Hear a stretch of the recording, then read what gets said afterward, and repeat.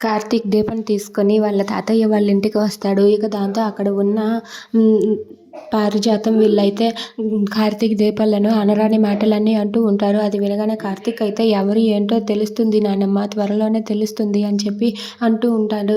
అది వినగానే అక్కడ ఉన్న శివనారాయణ అయితే ఇలా అంటూ ఉంటాడు, వీడికన్నీ వీళ్ళ నాన్న పోలికలే వచ్చాయి అని చెప్పి అంటాడు. అది వినగానే కార్తీక్ అయితే నాకు మా నాన్న పోలికలు వస్తాయి, ఈ పాటికి మనిద్దరం కోర్టులో ఎన్ని వాదించుకోవాలో తాతయ్య అది గుర్తుపెట్టుకో అని చెప్పి కార్తీక్ అంటాడు. అది వినగానే అక్కడ ఉన్న జ్యోత్స్న అయితే ఏంటి బావా, ఎందుకు తాతయ్యతో గొడవ పడతావు, దయచేసి ఇక్కడి నుంచి వెళ్ళిపో అని చెప్పి అంటుంది. దాంతో అక్కడ ఉన్న కార్తీక్ అయితే లేదు, నేను మీకు ఇంకొక ముఖ్యమైన విషయం చెప్పడానికి ఇక్కడికి వచ్చానని చెప్పి అంటాడు. అది వినగానే అక్కడ ఉన్న జ్యోత్స్న పారిజాతం ఒక్కసారిగా షాక్ అయిపోతారు.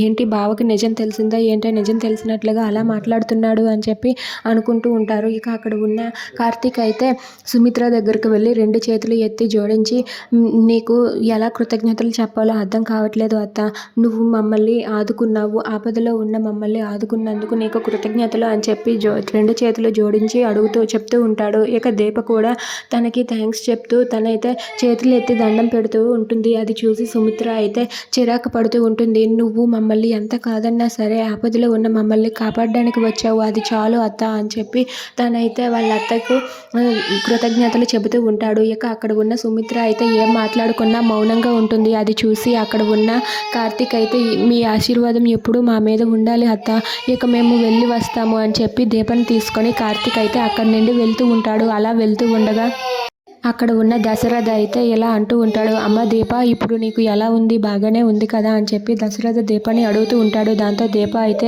బాగానే ఉందండి అని చెప్పి అంటుంది. ఆ మాట వినగానే కార్తీక్ చాలా సంతోషిస్తాడు. ఇక ఇంట్లో వాళ్ళు అయితే చాలా కోపంతో రగిలిపోతూ ఉంటారు.